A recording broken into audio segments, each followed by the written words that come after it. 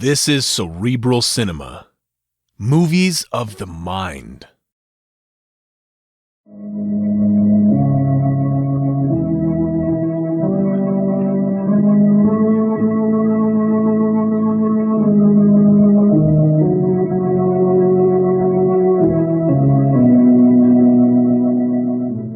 Who knows what evil lurks in the hearts of men? The shadow knows.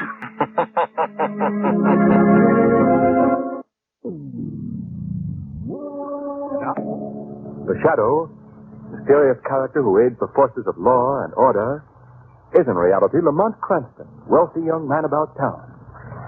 As the shadow, Cranston is gifted with hypnotic power to cloud men's minds so that they cannot see him.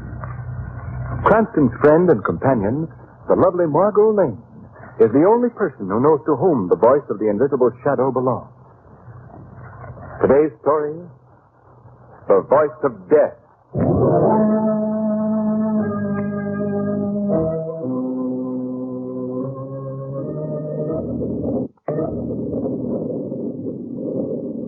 Sam? Yes, Annie. You almost finished reading your paper? Yes, Annie. Time to go to bed, ain't it? Yes, Annie. Better make sure all the windows are shut. Sounds like a real mean storm coming up. Yes, Annie. Sam, Yes, Annie. did you hear that? What? You hear it? Sounds just like little kittens. Yeah. Well, I wonder where they come from. With the poor things outdoors on a night like this. Sam, will you go out and find them? Go on, will you? No, Annie, you don't. Just listen to them little critters. Ain't you got no heart, Sam? Oh, all right. Where's my raincoat now? Oh, here you are. I'll set up a little box for 'em by the fire. All right. Now, stop your crying, kittens. I'm coming. Just wait. I'll heat up a bit of milk, too. You see him, Sam? No, not yet. Kitty. Annie, Sam, what's wrong? What in the name of... Sam, what is it? Sam, what happened? Sam, blood. You're all covered with blood. Rose. Kitty. Come on. Hold on. Sam, how could kittens... Sam. He's dead.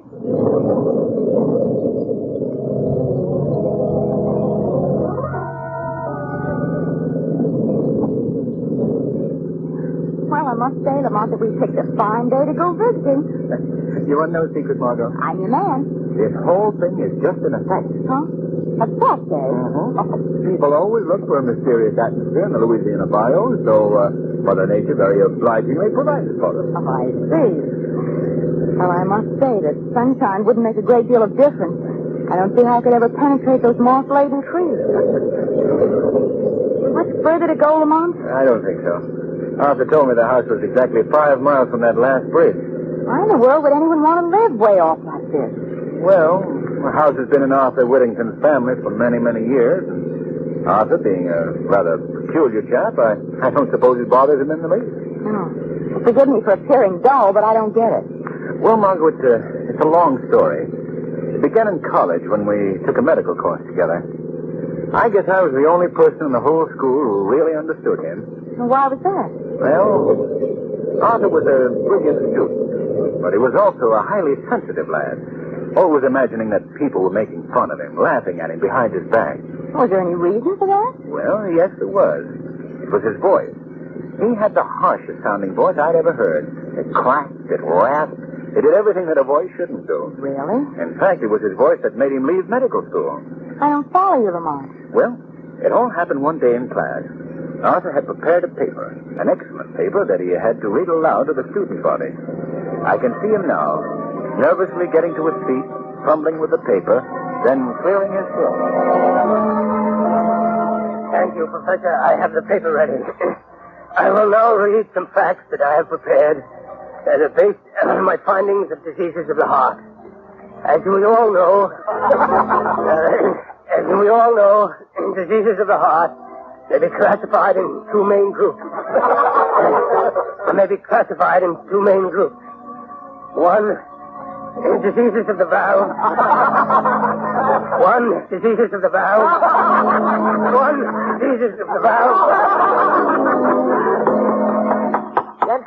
Gentlemen, please. You may proceed, Mr. Whittington. Mr. Whittington, where are you going? Wait, why are you leaving the classroom?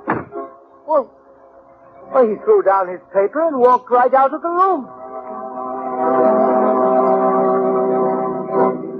And he also walked right out of the school, Margot. Oh, the poor boy. I've never heard of him since. But we've corresponded. And then, as you know, when he learned that we were down here in Louisiana fishing, he got in touch with me and invited us out to see him. Well, that goes a long way toward explaining his living out here so far from civilization. You know, he still must be sensitive about that horrible voice. Yes, I'm sure he is. But remember, we mustn't do anything to call attention to it. Oh, heavens, no, I wouldn't. Lamont, something right ahead on the road. Yes, Margot, yes, I see it. This rain on the windshield is hard to... Wait. It's some sort of a fence. Well, it looks like we've reached the end of the line, and not a house in sight. No. And there seems to be a sign on it. We'd better get out and investigate. Button up that raincoat, Margot. Oh, don't worry. Yeah. Getting so dark, you can hardly make the sign out. Here's your flashlight, Lamont. Oh, thank you. There we are. Whittington Hall. Keep out. That's a nice welcome. Oh, I'm sure that doesn't mean that. Well, looks like we'll have to walk down this path to get to the house. I think I can just see it through the trees. Lamont, did you hear that? Yes. Sounds like little kittens. Oh, the poor things out in weather like this. I'm going to find them. They seem to be under that bush. Here, kitty, kitty, kitty, kitty. Margot, you'll get so climbing around in that underbrush. Well, I have them, just... Oh, Margot! Margot, what in the mix? Dog, giant dog. Get down, you. Get down. Get down. Run for it, Margot. There's trouble, take care of him. Get down, you. Get out. There. They're running away. Margot, are you all right? Yes, I guess so. They didn't hurt you? No, one of them ripped my coat, that's all. Lamont, I don't understand. They sounded like little kittens. Yes, I know. Oh, what do you make of it, Lamont? I don't know. One thing is certain. We're going back to the car and get my revolver before we start for that house.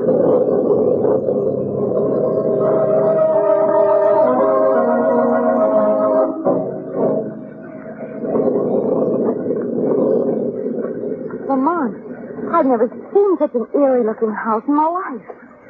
The broken shutters and the crumbled stairs, those unpainted walls. Don't tell me that this is the Whittington mansion. I guess it is, Margot. Here, we're back in New Orleans. Well, if you'd rather we... Oh, no, we've come this far. Go ahead and knock at the door. I promise you, if a ghost answers, I won't be surprised. No, frankly, nor will I. You going to tell Mr. Whittington about the dogs? Of course. Why not? It may sound a bit strange in the telling. Dogs that sound like little kittens. Well, he may know who... What do you want? Oh, good evening. We'd like to see Mr. Whittington, please. What is it about? He's expecting us. There are no guests expected here tonight. Well, if you'll say that Miss Lane and Mr. Cranston are I here... tell you that Mr. Whittington is not seeing anyone tonight. Jasper, what is it? People here, Mr. Arthur. Oh, Arthur, it's Lamont Cranston. Lamont, come in. Jasper, you old fool. I told you we were expecting Mr. Cranston. Sorry, Mr. Arthur. Come in, sir, please.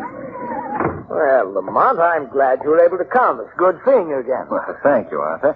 I'd like you to meet a friend of mine, Miss Lane. This is Arthur Whittington, Margot. How do you do, How do you Miss do, Lane? Mr. Whittington? Well, come, take off those wet coats. Thank you. Yes, we're more or less swimming in these. Jasper, show Miss Lane and Mr. Cranston into the living room. There's a fire there, Lamont. You can dry off. All the comforts of home. Yes. Now, if you'd excuse me for a moment, I'll go and arrange for dinner. Oh, yes, of course. You will come this way, please. Thank you.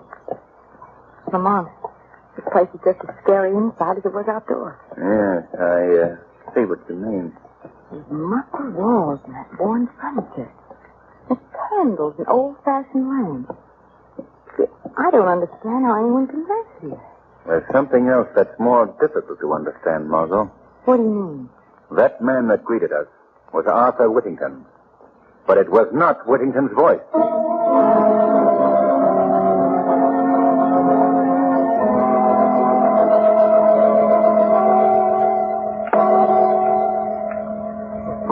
No, Lamont.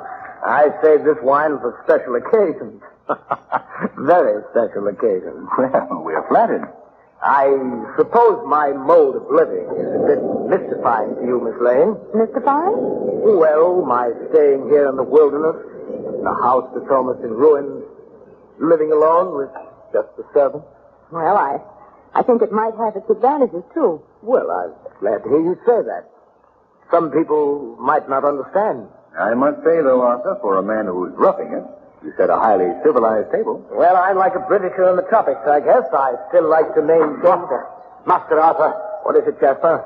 Why are you interrupting my meal? Master, they are loose again. What? I told you to keep that door locked. I know, but they got out. You fool. They must be someplace near. I keep hearing them. Excuse me, please, Miss Lane. Lamont, I'll be right back. Come along, Jasper. Yes.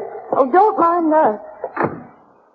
Lamont, you know the worst people. What's all this about? I'm not sure, Margot. But it could be those savage dogs. Lamont, do you think they belong to Mr. Whittington? Perhaps. You know, I'm letting you in on a little secret.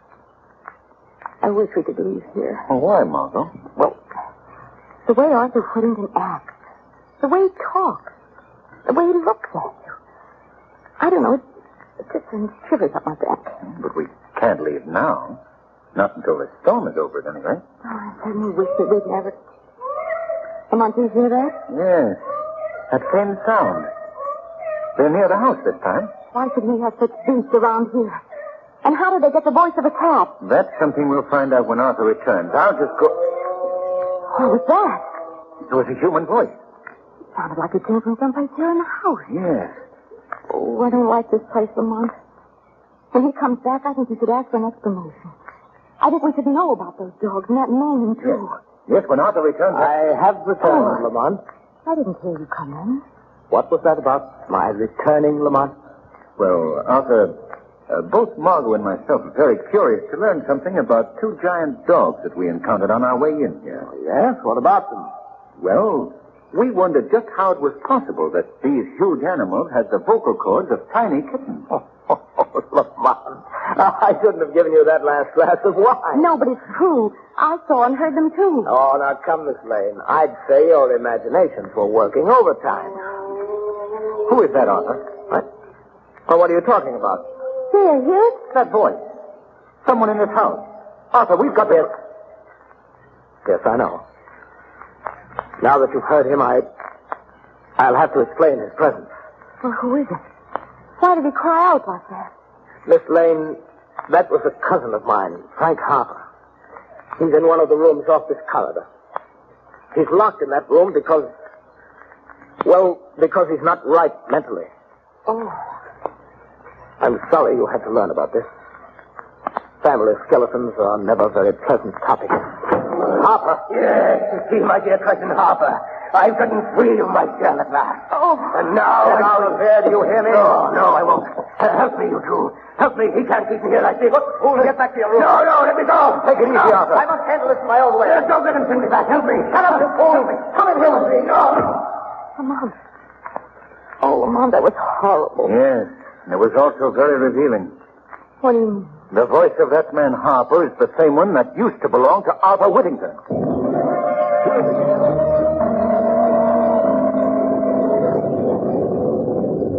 Lamont, what does all this mean? I don't know yet, Margot. Some way, somehow, that poor creature that rushed in here has been given Whittington's voice. Listen, the animals again. Yes. They're part of this thing, too. This mix-up of voices. Oh, Lamont, I wish we could leave here right now. We can't go now, Margot. Not until we learn what's behind all this. Lamont, what's happening up there? Sounds as if Harper's being beaten. Come on, Margot. We're going to that room. What are you going to do? I want to talk to that boy. Quietly, Margot. We must get down the hall without Whittington hearing us. Oh, what is he doing to it? Quiet. The room is right down here. Are you going in there? Not yet. Not until Whittington leaves. I want to talk to the boy alone. Well, perhaps I'd better wait in the living room. Well, If Whittington wants to know where you are, I can tell him that you've gone out to the cars or something. Very well, Margot. But please, Lamont, please don't be long. I won't. The answer to this mystery will be found very quickly by the shadow.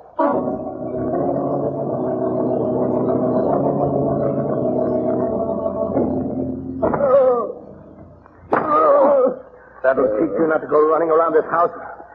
Now you stay here and be quiet, understand? Either to obey me in the future. Good night, my dear cousin.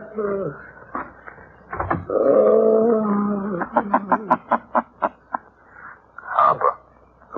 What was that? I've come here to help you, Mr. Harper. Hearing things. I'm hearing things again. No, you're not. Who speaks to me? I am called the Shadow. I see no one. I'm standing right here beside you. But you can't see me because I've used my hypnotic power to cloud your vision. I don't understand. Listen to me, Harper. I'm here to help you get out. But first, I must learn something from you. You don't help me? Yes. But tell me, why are you here? Why has your cousin kept you locked in this room? He's jealous of me. He always has been. How did he get you into this house? I came to visit. Just like that couple I saw in the dining room tonight. But I never got out. They never will either. Why do you say that? He will use them just as he used me.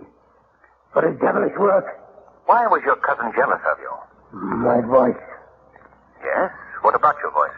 I used to have the voice that Arthur has now. I knew it. What did he do? How did he accomplish this transference? Came to my house one night. Had dinner. I felt drowsy. I'd been drugged. Yes, then what happened? Well, when I came to, I was in his laboratory. He has a laboratory here in the house? Yeah. I was strapped to a table. I fought to get loose, but it wasn't any use.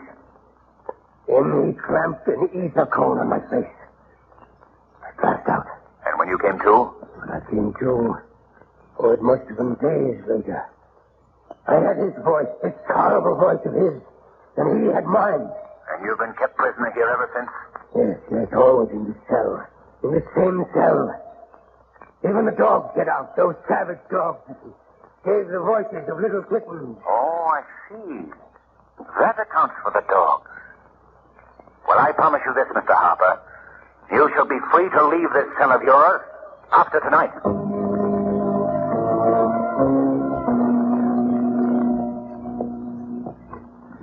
Is that you, Lamont? No? Oh. I'm sorry. Oh, Mr. Whittington. Where is Lamont? Well, he went out to the car for something. He should be right back. I see. Well, perhaps you'd like me to show you your room while we're waiting. Oh, no, thanks. That's all right. I'll wait for him. I'd rather you come with me now, if you will. I have several chores to perform, and I'd just like you to know where your room is. Very well. Just down this hall, Miss Lane. Thank you. I think you'll be very interested in what I have to show you. This will be your room. Won't you step inside? Uh-huh. Is there a light that I can... What are you doing? I'm just making sure that no one will disturb us, Miss Lane. Why did you lock that door? You see. Now we'll put on this lamp. There. What's wrong? What is this place? This is my laboratory, Miss Lane. My workshop, where I conduct my experiments. Let me out of here and unlock that door at once. I'm sorry, but you're staying If here. you don't let me out, I'll call for help. Lamont will hear me. Why don't you call? Lamont! Lamont! Before you continue, Miss Lane, you might be interested to learn that these walls are completely soundproof. What are you doing? Why have you got me here? You're going to help me, Miss Lane. Help you? Yes. They're going to be a party to an experiment of mine. My greatest experiment. What do you mean? You'll learn soon enough. First, I'm afraid I must strap you to this table. No! Don't keep away from me! Nothing such an obstinate fool. Don't do that! Lamont! Stop pounding on that door. Go on, you. You come with me now. Oh! On this table. No, you can't do this. There you are. Let me go. Let me go. Now a few straps to hold you securely. Don't let me alone. There we are. Oh, Now you can struggle or scream as much as you wish. I'd particularly recommend the scream. It may be your last chance to use it. What do you mean? This experiment of mine has to do with your voice, Miss Lane. That's my work, you know. The transference of voices. What are you saying? You've already heard two of my examples. The dogs with the voices of little kittens, and my cousin Frank Harper. And it's true. What Lamont thought is true. Oh, so he guessed my secret, eh? Well, he'll never live to tell it. Oh, no. You will survive, though. But you won't be able to tell it either, Miss Lane. What are you going to do to me? I'll show you. The answer to your question is in this box. Let me open it. There we are. A cat. Yes, a cat. Have you ever seen a more beautiful cat? She's pure Persian, aren't you, girl? What has that cat got to do with me? A great deal. And giving her your vocal cords. No.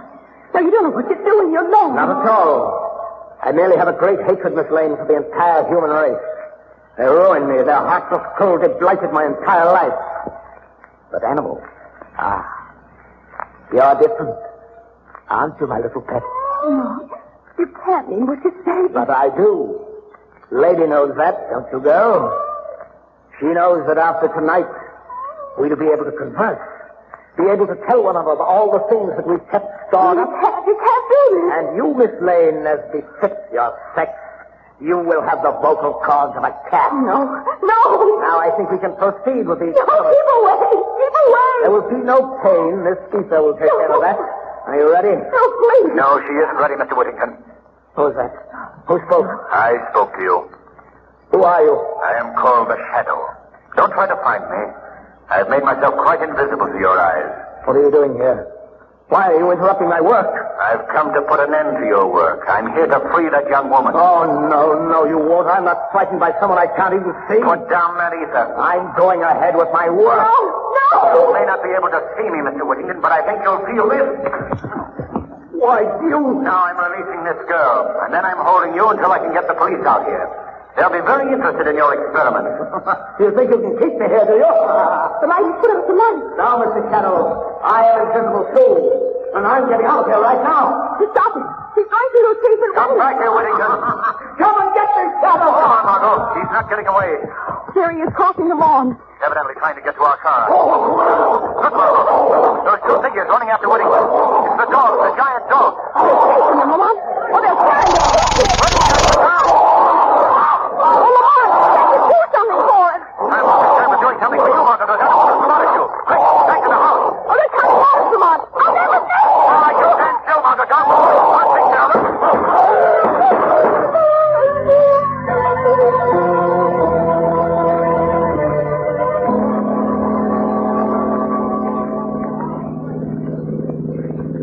Well, now that we see that Mr. Harper's in good hands, I don't mind saying I'm pretty glad to be leaving that place, Lamont. You do know such interesting people. Well, you can't say they're dull. No. Did you tell the police about the dogs? Yes. They've destroyed them. And Whittington's body is being removed to town. You know something, Lamont? What? Whenever I see an alley cat from now on, I'll think to myself, there, but for the grace of the shadow, go I.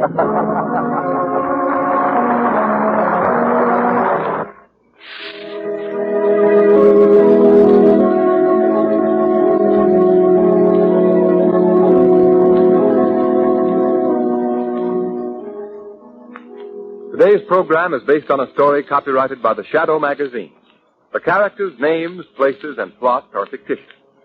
Any similarity to persons living or dead is purely coincidental.